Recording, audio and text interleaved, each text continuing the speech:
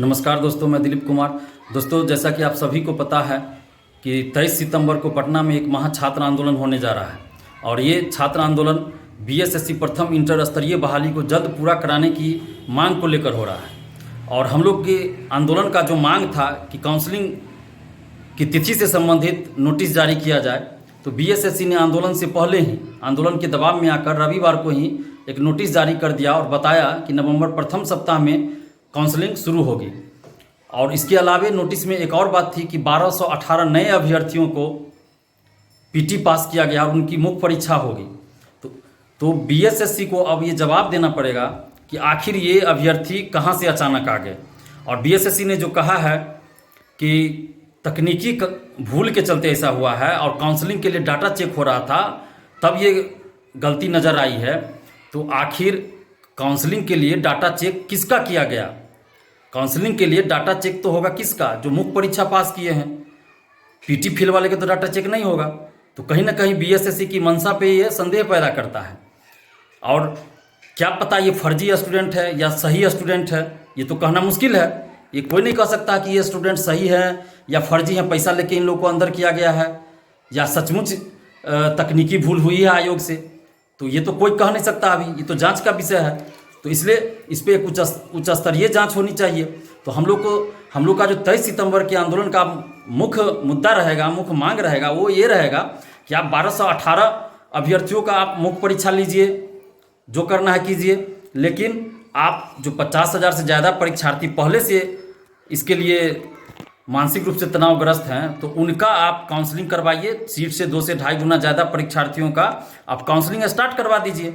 और इधर आप 1218 अभ्यर्थियों का मुख्य परीक्षा लेते रहिए, जो प्रोसेस है वो करते रहिए, और उसके बाद उनका भी काउंसलिंग करवाइएगा जो उसमें सफल होंगे। और उसके बाद आप फाइनल रिजल्ट तब प्रकाशित कीजिएगा। काउंसलिंग करवाने का ये मतलब तो है नहीं कि आप जॉब दे रहे हैं। तो अभी आप जिन लोगों का मुख्य परीक्षा हो चुका है, टाइपिंग टेस्ट हो चुका है, फिजिकल हो चुका है, तो उन 50,000 से ज़्यादा अभ्यर्थियों को क्यों मानसिक रूप से प्रताड़ित किया जा रहा है? तो सीट से 2 से ढाई गुना लोगों का आप काउंसलिंग करवा लीजिए। और बाकी जो ये 1218 अभ्यर्थी, इनमें से जो सफल होंगे उनका फिर काउंसलिंग करवाइएगा और उसके बाद आप फाइनल मेरिट निकालिएगा। काउंसलिंग करवाने का ये मतलब नहीं है कि आप जॉब दे रहे हैं। तो इसीलिए अब हम लोग का जो डिमांड बीएसएससी से पहले था, वो डिमांड अब बीएसएससी से तो रहेगा ही, लेकिन इसके अलावा अब हम लोग का डिमांड बिहार सरकार से भी है। और अब हम इस मुद्दे को नेशनल स्तर पे उठाना चाहते हैं। अभी तक क्या हो रहा है कि लोकल यूट्यूब के जरिए ही ये मुद्दा उठ रहा है, लोकल टीवी चैनल भी इस मुद्दे को नहीं उठा रहे हैं। तो इसीलिए अब हम लोग का मुद्दा है सबसे पहले कि इस मुद्दे को नेशनल चैनल पे कैसे उठाया जाए। तो इसलिए हमने कल जो भी बीएसएससी के आंदोलन में शुरू से सक्रिय रहे हैं, उन सभी लोगों से कल हमने बात किया दिन भर।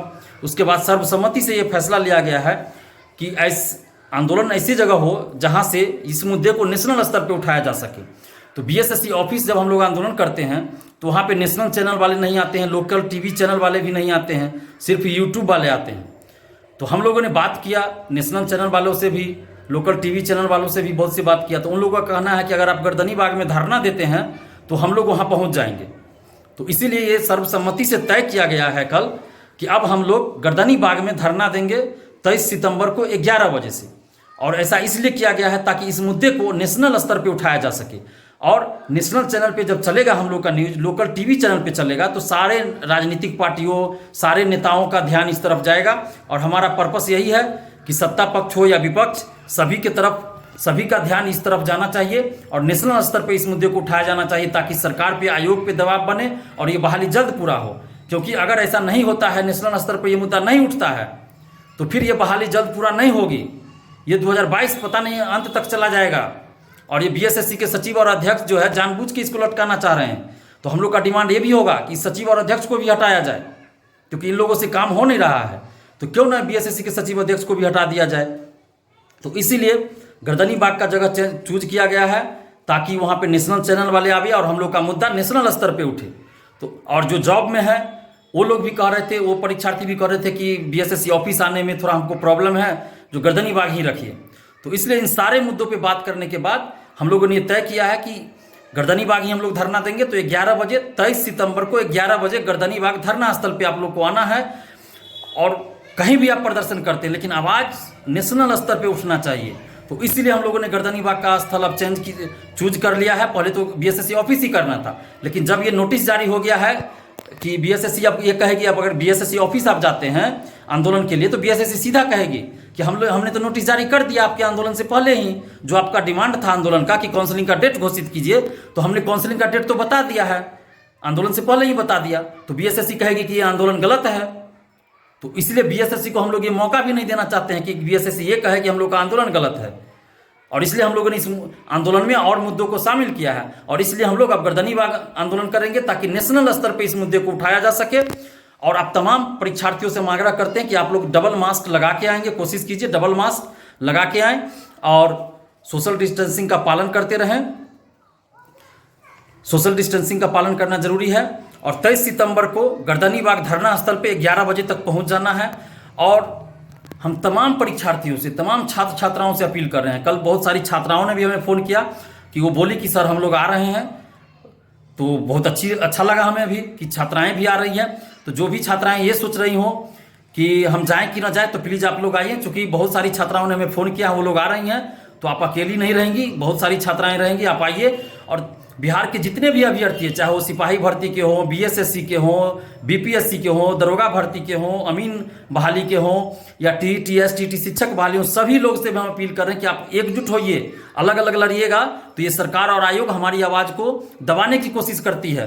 तो इसलिए आप एकजुट होकर लड़ाई लड़ना पड़ेगा। और आप सभी से हम अपील कर रहे हैं कि 23 सितंबर को 11 बजे गर्दनीबाग धरना स्थल जरूर पहुंचिए, क्योंकि अब मिलकर हम लोगों को लड़ना होगा। और अगर किन्हीं को किसी तरह का समस्या हो आने में, वहाँ गर्दनीबाग पहुँचने में, या फिर कोई पूछताछ करनी हो, कोई भी जानकारी लेनी हो, तो आप हमें फ़ोन कर सकते हैं। मेरा मोबाइल नंबर है 7282005656। आप इस पर हमें बेहिचक फ़ोन कर सकते हैं।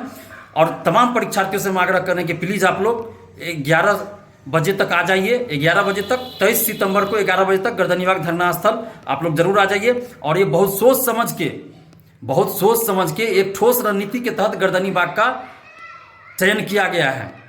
तो आप लोग इस पर थोड़ा सा सोचिएगा कि क्यों गर्दनीबाग रखा गया है। बहुत प्लानिंग के साथ गर्दनीबाग का जगह रखा गया है, और हम चाहते हैं कि इस मुद्दे को नेशनल स्तर पे उठाएं। तो आप लोग प्लीज़ गर्दनीबाग जरूर आइए। धन्यवाद। जय हिंद।